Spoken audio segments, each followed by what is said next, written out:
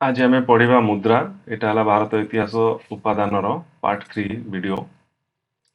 मुद्रार भूमिका कौन रही भारत इतिहास रचन।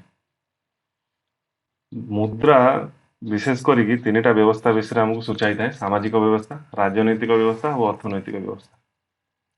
ये तीनोटी व्यवस्था विषय मुद्रार भूमिका बहुत प्राधान्य। सामाजिक व्यवस्था कौन कौन सूचाई था ना से समय देखियो मुद्रा रे केतक देवी देवता जीवजंतु यही सबूर चिन्ह सबू छापा है कि मुद्रा को प्रचलन कराइला। से समय कौ कौ देवता देवी पूजा होता, से धर्म कौन था से समय से सबूर किसी ज्ञान आमको मिलता है। सामाजिक राजनीतिक मुद्रा राजनीतिक अवस्था मुद्रा केमी जाना ना राजा माने कौ राजा राज्य को जीति थे से राज्य रे मध्य से जीति राजार मुद्रा प्रचलित होता। खास कर व्यवसाय रे, दान धर्म रे। तो मनकर गंग सम्राट अलग को राज्य को जीति थे, गंग सम्राट मुद्रा जो गंग राज्य चलता गंग वंश से मुद्राटा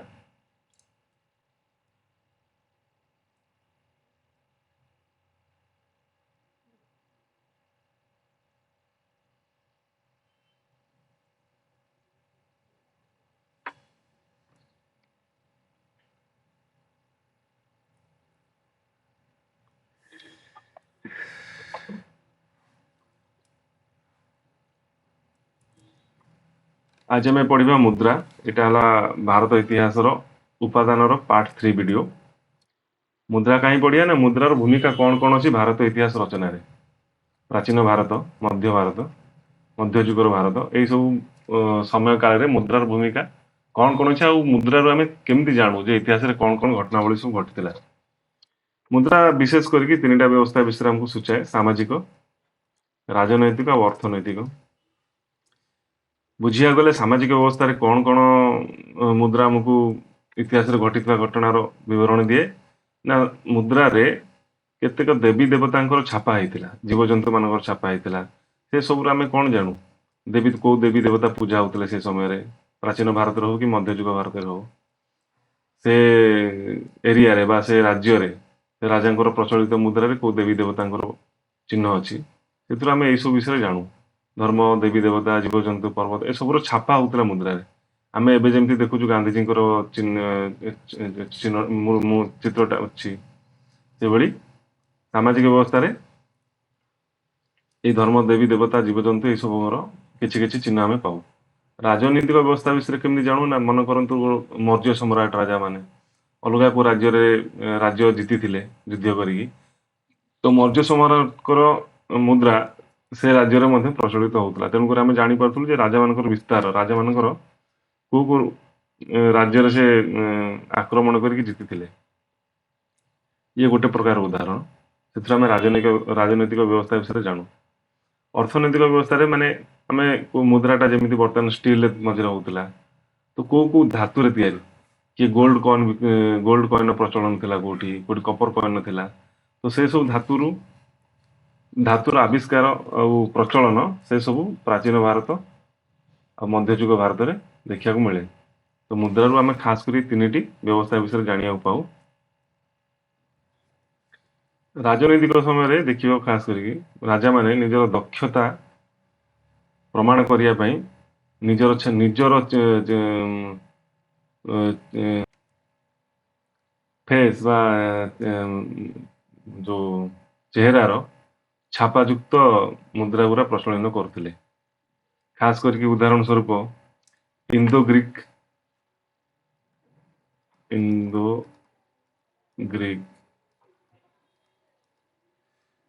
शासक यहाँ गोटे सर्ट क्वेश्चन को मन रखियो। इंडो ग्रीक शासक डेमेट्रियस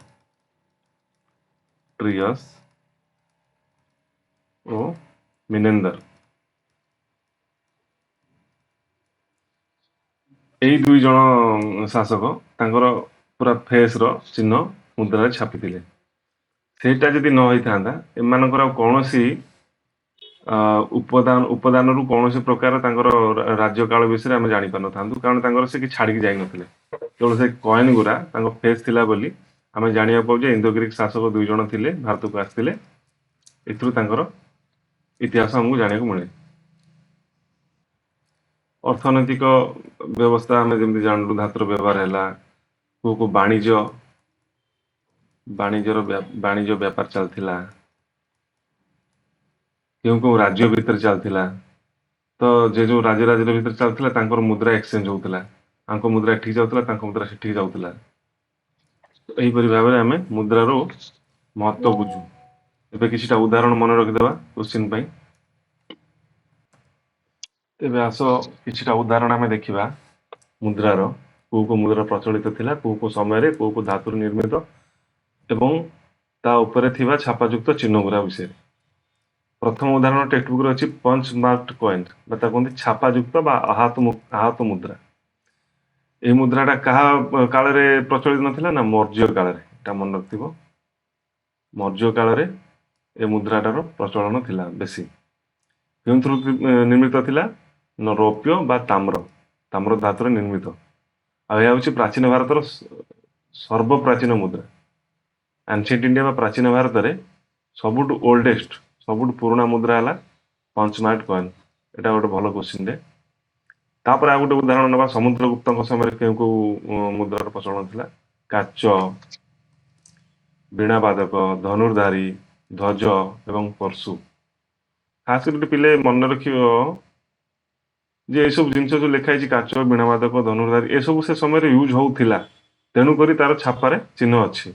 एमिति नाही कि समुद्रगुप्त इमेजिन कले आ मुंडू गोटे चित्र आसला वीणा केमती आ से छापारे मुद्रा छापी देले सेमिति नाही।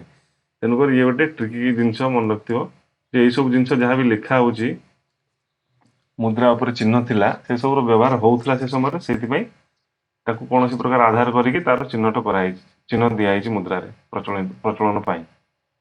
सेमिति चंद्रगुप्त समय रे छत्र धनुर्धारी सिंहबधकारी एटा मन रखियो सिंहबधकारी कॉइनटा कहा समय हेतिला ना चंद्रगुप्त समय रे चंद्रगुप्त प्रचलन करथिले। धनुर्धारी एठी भी अछि धनुर्धारी एठी भी अछि दी थर रिपीट हेछि। दी जण जाक गुप्त सम्राट थिले समुद्रगुप्त समय धनुर्धारी थिला चंद्रगुप्त समय मध्ये धनुर्धारी थिला। किंतु वीणावादक परशु ध्वज काच समुद्रगुप्त गोटे यूनिक आ चंद्रगुप्त छत्र सिंहबधकारी। आ गोटे प्रकार मुद्रा संचित होइकी थिला बयणार तैयारी बयणार संचित मुद्रा। एई सब मुद्रा कौन आम जाना पाऊ ना गुप्त जुगर वाणिज्यर अवनतिर बरणी। गुप्त जुगर वाणिज्य केमती ह्रास पाइला तार बरणी आम बयणार संचित मुद्रा पाऊ बायाना होड मन रखियो। आ गोटे सर्ट क्वेश्चन आसो पाल प्रतिहार राष्ट्रकूट और पल्लव ये चारिटी राजवंश कौन सी प्रकार मुद्रार प्रचलन करनथिले नो कॉइन्स एट ऑल कौन सी मुद्रार प्रचलन से टोटाल करनथिले पाल प्रतिहार राष्ट्रकूट एवं पल्लव।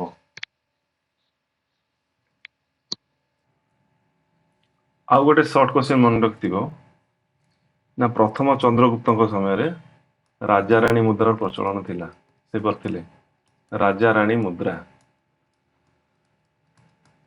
प्रथम चंद्रगुप्त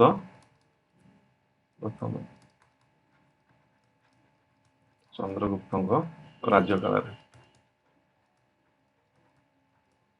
एथिरे थिबा छवि जेमति मुद्रार गोटे साइड दी साइड थाए गोटे साइड थिले प्रथम चंद्रगुप्त को छवि आउ गोटे साइड रे थिले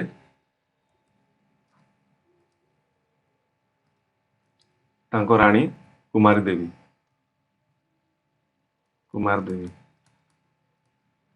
इथिले प्रथम राजा चंद्रगुप्त रानी।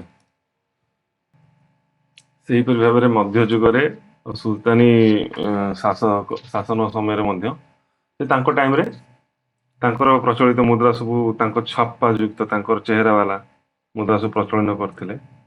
आ गोटे सर्ट क्वेश्चन मन रखियो टेक्स्ट बुक रे अछि कि आसीबो को शासकर मुद्रानीति प्रणयन परे तांकर साम्राज्य हटहटा होइथिला सेला मोहम्मद बिन तुगलक। से नुआ मुद्रा प्रणयन करी बहुत असुविधार पड़थिले शॉर्ट क्वेश्चन।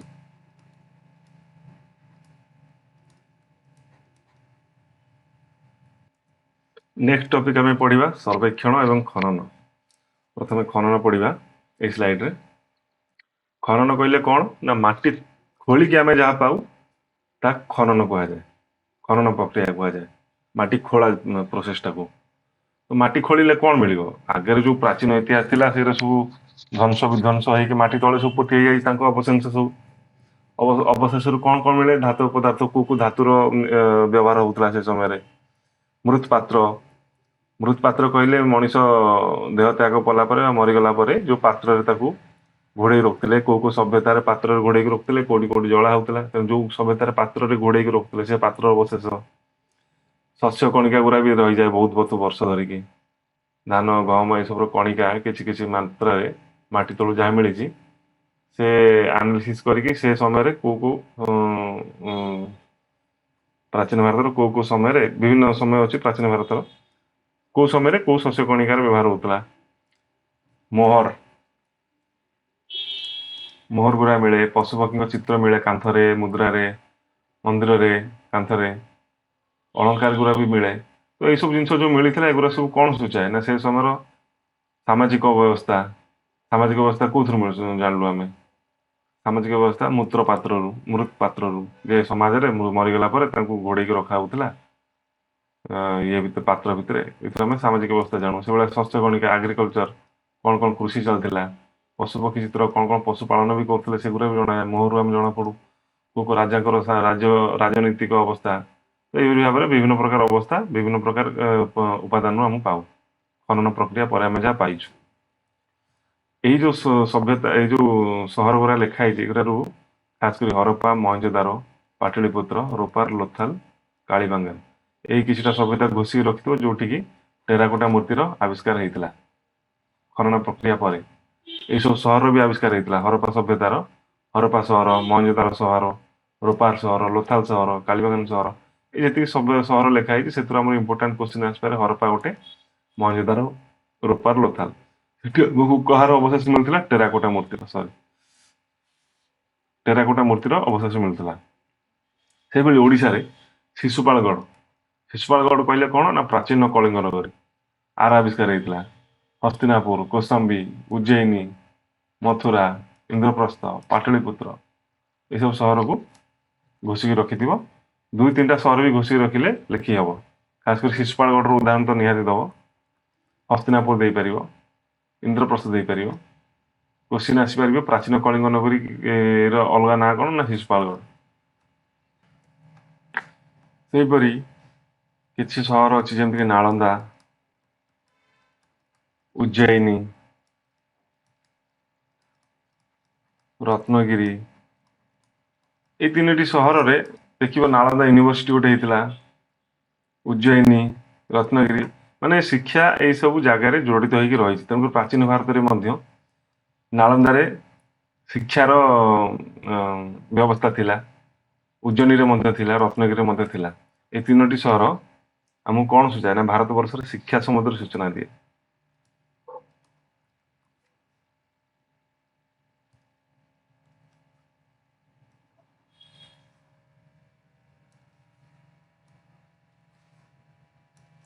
शिक्षा भारत वर्षर शिक्षा संबंध सूचना दिए।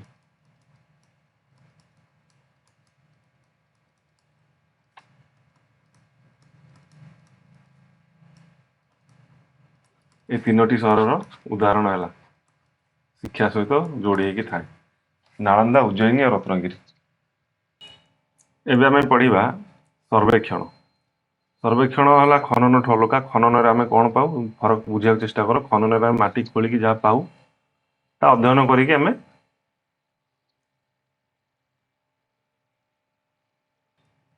इतिहास किछटा विवरणी पाऊ। सर्वेक्षण रे प्रथमे आसीबो आकाश मार्गर फोटोचित्र बा एरियल फोटोग्राफी एवं रिमोट सेंसिंग दूर संवेदी व्यवस्था आकाश मार्गर फोटोचित्र बा दूर संवेदी व्यवस्था एटा कौन ना गूगल मैप रे देखि भ्यूटा आमर को पूरा जमती ड्रोन फ्रोन रे कैमेरा सब लगिला परे ड्रोन पिक्चर आसले कौन पूरा ऊपर तलू देखा जाए सब तले कौन कौन अच्छी गछ पत्र कौ एरिया माटी जगह कौटी पानी जगह कौटी से भाव में एरियल फोटोग्राफी आम देखा पाऊ सुखी जाइଥିବା नदी ता धार कुआड़ कुआड़े जाइछि बिल जगह कौटी जंगल एरिया कौटी जनबसती को जगार थिला कोठी कोठी नथिले लोक मैंने जो जनबसती थी से एरिया फांका थी आ जगह जंगल थी तो ये सब जिन आम पाऊ एरियल फोटोग्राफी रिमोट सेंसिंग रे कौन कौन ना सुखी जाइଥିବା नदीर धार सुखी जाइଥିବା नदीर धार जंगल अंचल जनबसतिर प्रकार जनबसतिर प्रकार इत्यादि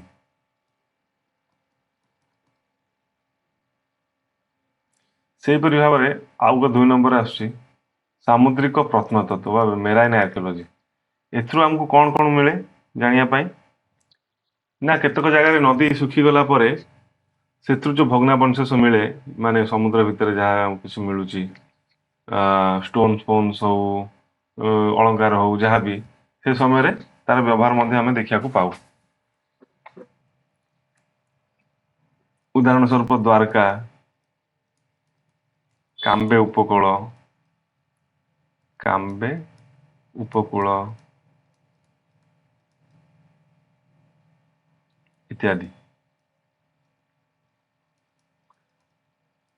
ए सब जगार नदी सुखीगला तार अवशेष आम जहाँ पाऊ से आमको भारत इतिहास रचनार बरणी किछटा मिले सेहीपरि भाव में 3 नंबर आसुची पालेओ उद्भिद विज्ञान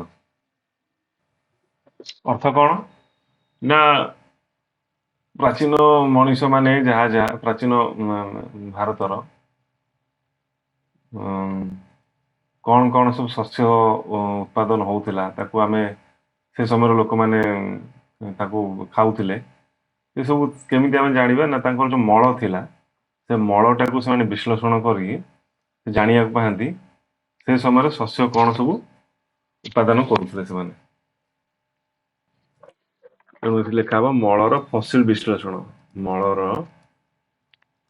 फसिल विश्लेषण कौन आम जाना पाऊ ना खाद्य संपर्क धारणा मिले खाद्य संपर्क धारणा चतुर्थ नंबर आसुची पराग विश्लेषण बा पोलेन एनालिसिस कहती पोलेन एनालिसिस रु मध्य से हरप्पा सभ्यतार अधिवासी माने कौन कौन शस्य व्यवहार करते जमीक धान आ बाजरा ये 2टा उदाहरण मन रखियो पोलेन एनालिसिस रे धान बाजरा शस्यर व्यवहार हरप्पा सभ्यतार होता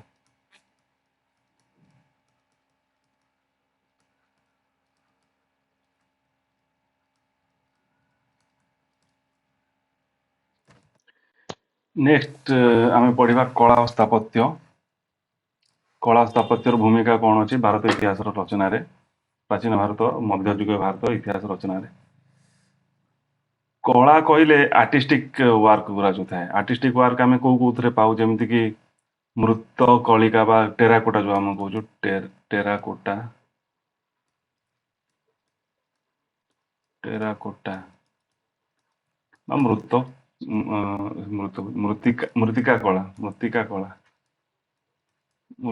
कला सुरई फुरई देखी सब डिजाइन होता है सुरई एमती गोटे सुरईर माटीर बनाऊे तापर विभिन्न प्रकार डिजाइन हो पशु पक्षी कि फूल फूल जहाँ डिजाइन करते सब आर्टिस्टिक कम जाए कला कहते स्थापत्य कहले कौन बुझे गोटे स्टाच्यू टाइप थी स्टाच्यू हो बा मंदिर हो मूर्ति हो से सब जीव मूर्ति से सब जीव स्थापत्य तेणु ये 2टा जिनस बहुत विभिन्न प्रकार सामाजिक स्थिति अर्थनैतिक स्थिति धर्म से कौन चलता है सब बरणी दिए किपर दिए जमती कला रे मु कहली ଗୋଟେ ମୂର୍ତ୍ତିକା କଳା ବା ଟେରାକୋଟା ଉପରେ ବିଭିନ୍ନ ପ୍ରକାର ଚିତ୍ର ଯୋଉ ଅଙ୍କନ ହେଇଥିବ, ସେଥିରୁ କୋଉଠି ପଶୁପକ୍ଷୀ ଥିବ, ତ ପଶୁପକ୍ଷୀ ସେ ସମୟରେ କଣ କଣ ଥିଲେ ତାର ବିବରଣୀ ଆମେ ପାଇଯିବୁ। କୌଣସି ପ୍ରକାର ଫୁଲ, ଠାକୁରଙ୍କର ଚିତ୍ର, ବିଭିନ୍ନ ପ୍ରକାର ଚିତ୍ରରୁ ଆମେ ଆର୍ଟିଷ୍ଟିକ କାମରୁ ଆମେ ଜାଣିଯାଉ କି ସେମାନେ ବନେଇଥିବେ ସେଇଭଳିଆ ଭାବରେ ହାତୀ ଘୋଡ଼ା ମାଟିର, ତ ସେ ସବୁରୁ ଆମେ ଜାଣିଯାଉ ଯେ ସେ ସମୟରେ କଣ କଣ ପ୍ରଚଳିତ ଥିଲା। ସ୍ଥାପତ୍ୟରେ ଯେମିତି କୋଉ କୋଉ ଠାକୁରଙ୍କର ମୂର୍ତ୍ତି ବନା ହେଇଛି, କୋଉ କୋଉ ରାଜାଙ୍କର ପ୍ରତିମା ବନା ହେଇଛି, ଏଇସବୁରୁ ଆମେ ଜାଣିଯାଉ ସେ ସମୟର ରାଜନୈତିକ ବ୍ୟବସ୍ଥା ବିଷୟରେ। ତେବେ ଆସିବା କିଛିଟା ଉଦାହରଣ ଉପରେ, କଳା ସ୍ଥାପତ୍ୟର କଣ କଣ ଉଦାହରଣ ଅଛି ଆମ ଟେକ୍ସଟ ବୁକରେ। ସର୍ବପ୍ରଥମ ଉଦାହରଣ ଟେକ୍ସଟ ବୁକରେ ଅଛି ଆମର, ନା ମୌର୍ଯ୍ୟ ଯୁଗରେ ମୌର୍ଯ୍ୟ ସମ୍ରାଟ ଅଶୋକ କିମ୍ବା ତାଙ୍କ ପୂର୍ବ ବଂଶରେ, କିନ୍ତୁ ମୌର୍ଯ୍ୟ ଯୁଗରେ ସର୍ବପ୍ରଥମେ ପ୍ରସ୍ତର ଖୋଦିତ ହୋଇ କଳା ଓ ସ୍ଥାପତ୍ୟର ବିକାଶ ହୋଇଥିଲା। ଏଇଟା ଗୋଟେ ଇମ୍ପୋର୍ଟାଣ୍ଟ କ୍ୱେଶ୍ଚିନ୍। କାହା କାଳରେ ସର୍ବପ୍ରଥମେ ଏଗୁଡ଼ା ହୋଇଥିଲା? ନା ମୌର୍ଯ୍ୟ କାଳରେ। ମୌର୍ଯ୍ୟ କାଳରେ ସର୍ବପ୍ରଥମେ ପ୍ରସ୍ତର ଖୋଦା ହେଇଥିଲା। ପ୍ରସ୍ତର ଖୋଦିତ ହୋଇ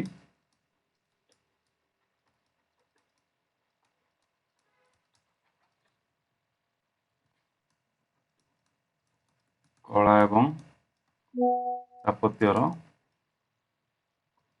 ବିକାଶ ହୋଇଥିଲା।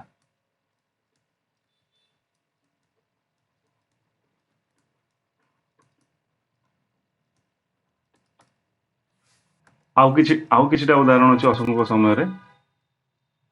ସାରନାଥ, ବୁଦ୍ଧଗୟା, ସାଞ୍ଚି,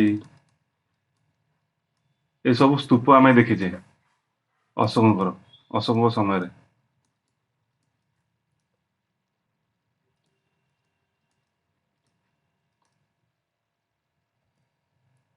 ଏଇ ସବୁ ସ୍ତୂପ କଣ ଦର୍ଶାଏ?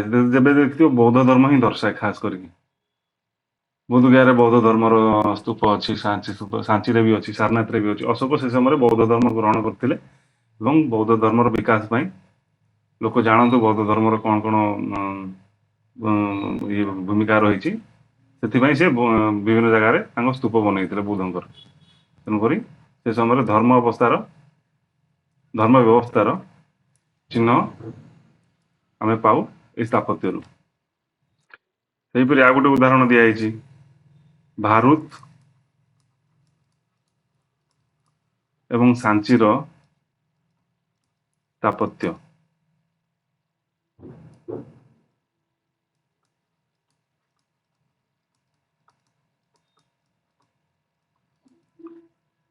ଶୁଙ୍ଗ ସମୟର କଳା।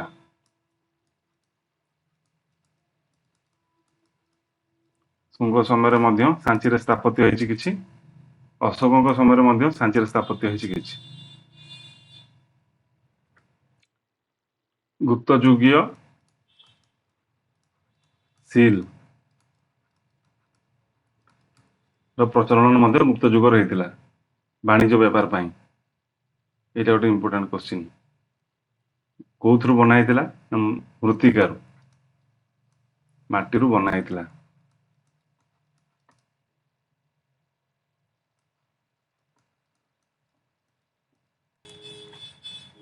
ସେହିପରି ଗୁପ୍ତ ଯୁଗର ସଭ୍ୟତା ସମ୍ପର୍କରେ ଜଡ଼ିତ କେତେଗୁଡ଼ା ଜାଗାର ନାଁ ଲେଖା ହେଇଛି। ୟାକୁ ଆମେ ଘୋଷିଦେବା, କିଛିଟା ଘୋଷିଦେବା, 2-3ଟା ଯେମିତିକି ଦେଓଗଡ଼ର ଦଶାବତାର ମନ୍ଦିର, ସାରନାଥ ଦେଖ, ଅଶୋକ ସମୟରେ ବି ସାରନାଥରେ କିଛି ସ୍ଥାପତ୍ୟ ଗଢ଼ା ହେଇଛି, ଗୁପ୍ତ ଯୁଗର ସମୟରେ ବି ସାରନାଥରେ କିଛି ସ୍ଥାପତ୍ୟ ଗଢ଼ା ହେଇଛି। ତେଣୁକରି ବିଭିନ୍ନ ଜାଗାରେ ଏକରୁ ଅଧିକ ସାମ୍ରାଜ୍ୟର ଶାସକମାନେ ତାଙ୍କର ଧର୍ମ ପାଇଁ କିଛି ନା କିଛି ସ୍ଥାପତ୍ୟ ବନେଇକି ଯାଇଛନ୍ତି। ଏଇଥି ନାହିଁ କି ସାରନାଥ କେବଳ ଅଶୋକଙ୍କ ସହିତ ଯୋଡା ହେଇଛି କି ବୌଦ୍ଧ ଧର୍ମ ସହିତ ଯୋଡା ହେଇଛି, ସେମିତି ନାହିଁ। ଜୈନ ଧର୍ମ ବି ଥାଏ। ସମୟ କାଳ ନେଇକି ସେମାନେ ନିଜର ଧର୍ମର ବିକାଶ ପାଇଁ, ଇତିହାସ ରଚିବା ପାଇଁ ସେମାନେ ସ୍ଥାପତ୍ୟ ଗଢି ଗଢି ଯାଇଥାନ୍ତି। ତେଣୁକି ସାରନାଥ ଯଦି ବିଭିନ୍ନ ପ୍ରକାର କ୍ୱେଶ୍ଚିନ୍ ଆସିବ, ସାରନାଥ ଗୋଟେ ଏକ୍ସାମ୍ପଲ, ତ ମଲ୍ଟିପୁଲ ଜାଗାରେ ଆମେ ଦେଇପାରିବା। ଭିତରଗାଁও, ମଥୁରା, ଭୁମାର, କୋହ, ଅନନ୍ତା, ଏଲୋରା, ବାଘ, ଏସବୁ ଗୁପ୍ତ ଯୁଗର ସଭ୍ୟତା ସମ୍ପର୍କରେ ଜଡ଼ିତ। ଏଠି କିଛି କିଛି ସ୍ଥାପତ୍ୟ ଗୁପ୍ତ ସମ୍ରାଟ ମାନେ ଗୁପ୍ତ ସାମ୍ରାଜ୍ୟର ଶାସକ ମାନେ କିଛି କିଛି ବନେଇକି ଯାଇଛନ୍ତି। ସେଇଭଳି ପଲ୍ଲବ ମାନଙ୍କର, ପଲ୍ଲବ ହେଲେ ସାଉଥରେ ସାଉଥ ଇଣ୍ଡିଆନ୍, ସେମାନେ ଦକ୍ଷିଣରେ ମାମଲାପୁରମରେ ପ୍ରସ୍ତର କାଟି, ପ୍ରସ୍ତର କହିବାକୁ ଗଲେ କଣ ବୁଝ ନା ପଥର ଟାଇପର, ପାହାଡ଼ ପର୍ବତ ଟାଇପର ପଥର ଯାହା ଥାଏ ସେ ଟାଇପର ପ୍ରସ୍ତର କହନ୍ତି। ସେ ପ୍ରସ୍ତରକୁ କାଟିକି ମନ୍ଦିର ତିଆରି କରିଥିଲେ ପଲ୍ଲବ ମାନେ ଦକ୍ଷିଣରେ। ଦକ୍ଷିଣର କୋଉ ଜାଗାରେ? ମାମଲାପୁରମରେ। ସେପରି ଚୋଳର ଗୋଟେ ଫିଲ୍ମ ଆସିଥିଲା ଏବେ, ପନୀର ସେଲଭମ।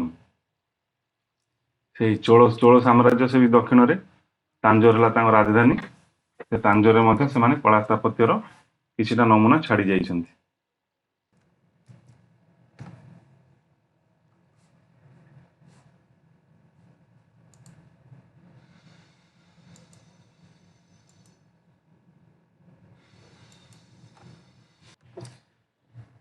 ତେବେ ଜୈନ ଧର୍ମର ବିକାଶ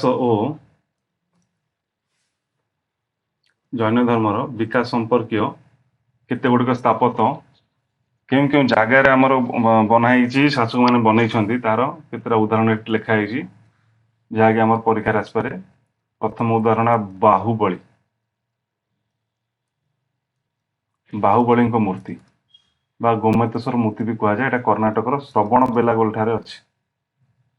ମନେ ରଖିଥିବ, କର୍ଣ୍ଣାଟକର ଶ୍ରବଣ ବେଲାଗୋଳ ଠାରେ ବାହୁବଳୀଙ୍କ ମୂର୍ତ୍ତି ବା ଗୋମତେଶ୍ୱର ମୂର୍ତ୍ତି ବି କୁହାଯାଏ। ସେଭଳି ଭୁବନେଶ୍ୱରରେ ଖଣ୍ଡଗିରି, ଉଦୟଗିରି, ମଧ୍ୟପ୍ରଦେଶରେ ଏଲୋରା ଗୁମ୍ଫା, ମହାରାଷ୍ଟ୍ରର ଜୈନ ଗୁମ୍ଫା ସମୂହ, ବିହାରର ପାର୍ଶ୍ୱନାଥ ପର୍ବତ, ପାବାପୁରୀ ଏବଂ ରାଜଗିରି, କାଥିଆୱାଡର ଗିରନାର ଓ ପାଲିତନ, ରାଜସ୍ଥାନର ମାଉଣ୍ଟ ଆବୁ ସ୍ଥିତ ଏକ ଦିଲୱାଡା, ସେ ସବୁ ଜାଗାରେ ଜୈନ ଧର୍ମର କିଛି ନା କିଛି ସ୍ଥାପତ୍ୟ ଅଛି।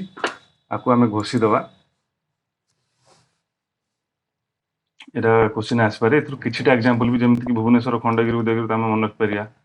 ଆଉ ପ୍ରଥମ ଏକ୍ଜାମ୍ପଲ ଆମେ ଏଟା ଦେବାକୁ ଚେଷ୍ଟା କରିବା, ବାହୁବଳୀଙ୍କ ମୂର୍ତ୍ତି, ଗୋମତେଶ୍ୱର ମୂର୍ତ୍ତି କର୍ଣ୍ଣାଟକର ଶ୍ରବଣ ବେଲାଗୋଳ ଠାରେ।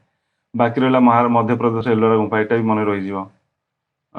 ମହାରାଷ୍ଟ୍ର ଜୈନ ଗୁମ୍ଫା ସମୂହ, ଜୈନ ଧର୍ମ ବିଷୟରେ କୁହାଯାଇଛି, ତେଣୁକରି ମହାରାଷ୍ଟ୍ର ଗୋଟେ ଜାଗା ଯୋଉଠି ଜୈନ ଗୁମ୍ଫାର ସମୂହ ଅଛି। ଏ ଉଦାହରଣ ବି ଦେଇହବ। ଏଇ 4-5ଟା ଉଦାହରଣ ଆମକୁ ଘୋଷି ରଖିବାକୁ ପଡିବ। ସେହିପରି ବୌଦ୍ଧ ଧର୍ମର ବି ସ୍ଥାପତ୍ୟ ଆମେ ବହୁତ ଜାଗା ଦେଖିବା ପାଇବା। ସାଞ୍ଚି, ସାରନାଥ, ମଥୁରା, ରୁମିନଦେଇ, ଭରୁଚ, ବନେରୀ, ଧଉଳି, ଜଉଗଡ଼। ଧଉଳି ତ ଭୁବନେଶ୍ୱର ଅଛି, ଆମେ ଯାଇଛେ। ସେଠି ବୁଦ୍ଧ ଧର୍ମର ବୁଦ୍ଧର କେତେ ମୂର୍ତ୍ତି ଅଛି, ଲେଖା ଅଛି, ଇନସ୍କ୍ରିପସନ୍ସ ଅଛି। ଏସବୁ ବୁଦ୍ଧ ଧର୍ମ ବିଷୟରେ ବର୍ଣ୍ଣନା କରେ।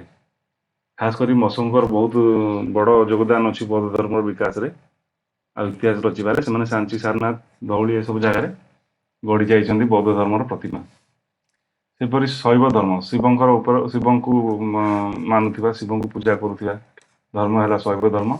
ଭୁବନେଶ୍ୱରରେ ଯେମିତି ଲିଙ୍ଗରାଜ ଟେମ୍ପଲ ଅଛି, ଗୁଜରାଟରେ ସେଭଳି ଅଛି କିଛି ଶିବଙ୍କ ମନ୍ଦିର, କାଶ୍ମୀରରେ ଅଛି କେଦାରନାଥ, ଖଜୁରାହୋ, ତାଞ୍ଜୋର, କାଞ୍ଚିପୁରମ, ବୁମାର, ଏସବୁ ଶିବ ଧର୍ମଙ୍କ ପ୍ରଚାର ପାଇଁ ଗଢ଼ା ହେଇଥିଲା। ଏସବୁ କିଛିଟା ଉଦାହରଣ ଆମକୁ ଘୋଷିବାକୁ ପଡ଼ିବ। ଆ ପଛରେ ଲଜିକ୍ କିଛି ନାହିଁ। ଲଜିକ୍ ଏଇଟା ଯେ ସେ ସମୟରେ ସେଇ କାଳରେ ସେଠିକାର ରାଜାମାନେ ଯୋଉ ଧର୍ମ ପ୍ରତି ବେଶୀ ଆକୃଷ୍ଟ ଥିଲେ, ସେ ଧର୍ମର ପ୍ରଚାର ପାଇଁ, ବିକାଶ ପାଇଁ ସେମାନେ ଯୋଉ ପ୍ରସ୍ତର କାଟି ହଉ, ମନ୍ଦିର ଗଢିଥିବା ହଉ, ସ୍ଥାପତ୍ୟ ଗଢି ଯାଇଛନ୍ତି। ମାନେ ଏଥିରୁ ଆମେ ଜାଣିଲେ କଣ, ଭୁବନେଶ୍ୱରରେ ବି ମଧ୍ୟ ଶିବ ଧର୍ମର ବିକାଶ ଥିଲା, ଗୁଜରାଟରେ ଥିଲା, କାଞ୍ଚିପୁରମରେ ଥିଲା। ଶିବ ଧର୍ମ ସେଇ ସମୟର ଶାସକ ମାନେ ମାନୁଥିଲେ ଶିବ ଧର୍ମକୁ। ବୌଦ୍ଧ ଧର୍ମର କାଳରେ ସାଞ୍ଚିରେ ଯେତେବେଳେ ହେଇଥିଲା, ସାଞ୍ଚିରେ ବୌଦ୍ଧ ଧର୍ମ ମାନୁଥିଲେ। ସେଭଳି ଶକ୍ତ ଧର୍ମର ଗୋଟେ ଏକ୍ଜାମ୍ପଲ ଓଡ଼ିଶାରେ ବିରଜା। ଆଉ ଅଲଗା ଏକ୍ଜାମ୍ପଲ ସବୁ ହେଲା ରାଣୀପୁରର ଝିରିହାଲ, କାମରୂପ, ନାଚନାକୁଠାରେ। ମୁସଲମାନ ମାନେ କଣ କଣ ଗଢି ଯାଇଛନ୍ତି? କୁତବ ମିନାର, ଲାଲକିଲ୍ଲା, ତାଜମହଲ, ରଙ୍ଗମହଲ, ଏସବୁ ମୁସଲମାନ ମାନଙ୍କ ଅବଦାନ, ମନେ ରଖିଥିବ। ଏଥିରେ ହିନ୍ଦୀ ଏସବୁ ଯେତିକି କିଲା ମିଲା ଲେଖା ହେଇଛି, ଏସବୁ ପ୍ରାୟ ମୁସଲମାନ ମାନଙ୍କ ଅବଦାନ।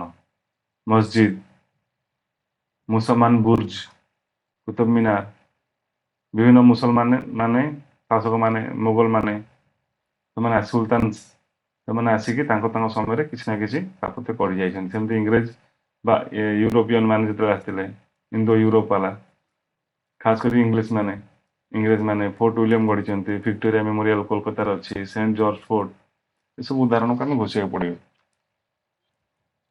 ତେଣୁକରି ଏଥିରୁ ଆମେ ଜାଣୁଛୁ ଯେ କଳା ସ୍ଥାପତ୍ୟର ବହୁତ ଯୋଗଦାନ ରହିଛି, ଯେ ସେ ସମୟର ଧର୍ମ, ଖାସ କରି ଧର୍ମ ଉପରେ କଣ କଣ କୋଉ କୋଉ ରାଜା ମାନେ ପାଳୁଥିଲେ, କୋଉ କୋଉ ଧର୍ମ ପ୍ରଚାର କରୁଥିଲେ। କଳା ସ୍ଥାପତ୍ୟ ସେ ସବୁ ବିବରଣୀ ବହୁତ ଭଲସେ ଦେଇଛି। ଏବେ ପଢିବା ଆମେ ପ୍ରତ୍ନତାତ୍ତ୍ୱିକ ଉପାଦାନର ଦୋଷ ତ୍ରୁଟି। ସବୁ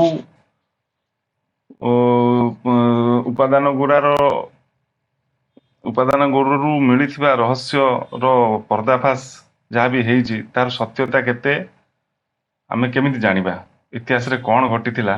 ଆମେ ସେଥିରୁ ଅଧ୍ୟୟନ କରିକି ଯାହା ବି କିଛି ତଥ୍ୟ ପାଉଛୁ, ସେଥିରେ ବାଦ ବିବାଦ ଚାଲିଥାଏ।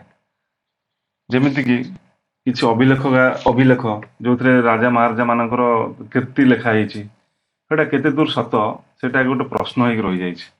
କାରଣ ଦେଖ, ରାଜା ମହାରାଜା ମାନେ ଯାହା ବି କହିଥିବେ ତାଙ୍କ କୀର୍ତ୍ତି ଲେଖିବା ପାଇଁ, ତାଙ୍କର ରାଜସଭାରେ ଥିବା ଯିଏ ବି ଲେଖୁଥିବ ରଚୟିତା, ସେମାନେ ଡରି ମରି ହଉ କି ଯାହା ହଉ, କି ରାଜାଙ୍କୁ ପ୍ରଶଂସା କଲେ ତାଙ୍କର ପଦୋନ୍ନତି ହବ, ସେ ଉନ୍ନତ ଆଉ ତାଙ୍କୁ ଉପର ପୋଷ୍ଟ ଦିଆହବ, ସେ ଡରରେ ହଉ, ଗୋଟେ ଭୟର ମାହୋଲ ଥିଲା ସେତେବେଳେ। କିଛି ଆଘାତ ନ ପାଇବେ ଯେମିତି ସେମାନେ, ତେଣୁକରି ତାଙ୍କ ଉଚ୍ଚ ପ୍ରଶଂସା କରି ସେ ନିଜ ମନରୁ ହଉ କିମ୍ବା ରାଜା କହିଥିବାରୁ ହଉ ସେମାନେ ଲେଖିଥାନ୍ତି। ଯେମିତି ଉଦାହରଣ ସ୍ୱରୂପ ହରିଶେଣଙ୍କ ଆହ୍ଲାବାଦ ଏବଂ ପ୍ରୟାଗ ଅଭିଲେଖ, ଏଥିରେ ମନେ ରଖିଥିବ। ହରିଶେଣଙ୍କର ଗୋଟେ ଥିଲା ଆଗରୁ ପ୍ରଶସ୍ତି, ଏଇଟା ଏବେ ହେଇଛି ଆହ୍ଲାବାଦ ଓ ପ୍ରୟାଗ। ହରିଶେଣଙ୍କ ଗୋଟେ ଥିଲା ପ୍ରୟାଗ ପ୍ରଶସ୍ତି, ସେଇ ମନେ ରଖିଥାଅ, ପ୍ରୟୋଗ ନୁହଁ ପ୍ରୟାଗ, ଏଟା ପ୍ରୟାଗ ପ୍ରଶସ୍ତି। ପ୍ରୟାଗ ପ୍ରଶସ୍ତିରେ କଣ ଲେଖା ହେଇଛି ସମୁଦ୍ରଗୁପ୍ତଙ୍କ ବିଷୟରେ? ଧନଦ ବରୁଣାନ୍ତକ ସମ, ତା ମାନେ ହେଲା କୁବେର ବରୁଣ ଏବଂ ଯମ ସଦୃଶ ଥିଲେ ସମୁଦ୍ରଗୁପ୍ତ। ଆଉ ଲେଖା ହେଇଛି ବାସୁଳ ଯଶୋଧର୍ମନକୁ ମଣ୍ଡାସୁର ଅଭିଲେଖରେ କଣ ଲେଖା ହେଇଛି ନା, ଚନ୍ଦ୍ରବିମେ ପୃଥିବୀ ବିଭକ୍ତି, ଚନ୍ଦ୍ରକିରଣ ପରି ପୃଥିବୀ ଆଲୋକିତ କରୁଛନ୍ତି। ତ ଏତେ ବଡ ବଡ ଜିନିଷ ଲେଖିବାରେ ମାନେ କିଛି ମାନେ ନାହିଁ, ଏତେ ପ୍ରଶଂସା କରାହେଇଛି। ତେଣୁକରି ସେଇଟା ଗୋଟେ ପ୍ରଶ୍ନ ହେଇକି ରହିଗଲା ଯେ ଅଭିଲେଖରେ ଯାହା ବି ବିବରଣୀ ଦିଆଯାଇଛି ରାଜାମାନଙ୍କର କୀର୍ତ୍ତି ବିଷୟରେ, ସେଟା କଣ ସବୁ ସତ? ଯମ ସଦୃଶ ଏଇଟା କଣ ସତ ସମୁଦ୍ରଗୁପ୍ତ? କି ବାସୁଳ ଯଶୋଧର୍ମ କର୍ମକୁ କୁହାଯାଇଛି ସେ ଚନ୍ଦ୍ର କିରଣ ପରେ ପୃଥିବୀକୁ ଆଲୋକିତ କରୁଛନ୍ତି। ବାସୁଳ ଯଶୋଧର୍ମନକୁ ମଣ୍ଡାସର ଅଭିଲେଖ, ଏଟା ମନେ, ମଣ୍ଡାସର ଅଭିଲେଖ। ହରିଶେଣଙ୍କ କିନ୍ତୁ ଆହ୍ଲାବାଦ ପ୍ରୟାଗ ଅଭିଲେଖ, ଏସବୁରେ ଯେତେ ଯେତେ ପ୍ରଶଂସା କରାଯାଇଛି, ଏଟା କେତେ ଦୂର ସତ, ଏଇଟା ଗୋଟେ ପ୍ରଶ୍ନ। ଆଉ ଗୋଟେ ଉଦାହରଣ ହେଲା ସମୁଦ୍ରଗୁପ୍ତଙ୍କ ସମୟରେ କାଚ ମୁଦ୍ରା ଗୋଟେ ଅଭିଲେଖ, କାଚ ମୁଦ୍ରା ସମୁଦ୍ରଗୁପ୍ତଙ୍କ ସମୟରେ ଲେଖା ହେଇଥିଲା। କାଚକାମ ଅଭିଜିତ୍ୟ ଦିବ୍ୟଂ ଅର୍ଜୟତି, ମାନେ କାଚ ପୃଥିବୀ ଜୟ କରି ସ୍ୱର୍ଗ ଜୟ କଲେ। ସମୁଦ୍ରଗୁପ୍ତ ସ୍ୱର୍ଗ ଜୟ କଲେ, ବୁଝିଲ, ସ୍ୱର୍ଗ ଜୟ କଲେ, ଏଇଟା ଗୋଟେ ପ୍ରକାର ବହୁତ ଉପର ପ୍ରଶଂସା, ଯୋଉଟା କି ଅସତ୍ୟ। ତେଣୁ ଆଉ ଗୋଟେ ଉଦାହରଣ ହେଲା ମୃଣ୍ମୟ ମୁକୁଟ ଏବଂ ଦାଢି ଯୁକ୍ତ ପୁରୁଷ ମୂର୍ତ୍ତି, ଏସବୁ ମିଳିଥିଲା ହରପ୍ପା ସମୟରେ। ଦାଢି ଯୁକ୍ତ ପୁରୁଷ ମୂର୍ତ୍ତି, ମାନେ ମୂର୍ତ୍ତି ଅଛି ପୁରୁଷ ମାନଙ୍କର ଦାଢି ବାହାରିଥିଲା, ମୃଣ୍ମୟ ମୁକୁଟ। ସେ ସମୟ ସଭ୍ୟତାରେ କଣ ରାଜତନ୍ତ୍ର ବା ପୁରୋହିତ ଗୋଷ୍ଠୀର ଶାସନ ବୋଲି ଏଥିରୁ ଜଣା ପଡୁଛି। ଏ ଉପରେ ବି ବହୁତ ବାଦ ବିବାଦ ଚାଲିଛି ଯେ ଏଟା ପୁରୋହିତ ଶାସନ ଥିଲା କି ନଥିଲା। ତେଣୁକରି ଏସବୁ ପ୍ରତ୍ନତାତ୍ତ୍ୱିକ ଉପାଦାନରୁ କିଛି କିଛି ଦୋଷ ତ୍ରୁଟି ଅଛି। କିନ୍ତୁ ଫାଇନାଲ କନକ୍ଲୁଜନ ହେଲା ପ୍ରତ୍ନତାତ୍ତ୍ୱିକ ଉପାଦାନର ବହୁତ ସାହାଯ୍ୟ ମିଳିଛି ଇତିହାସ ରଚନାରେ। ତାର ଭୂମିକା ବହୁତ ମହତ୍ୱପୂର୍ଣ୍ଣ, ତାକୁ କେବେ ବି ଇଗ୍ନୋର କରିହବ ନାହିଁ।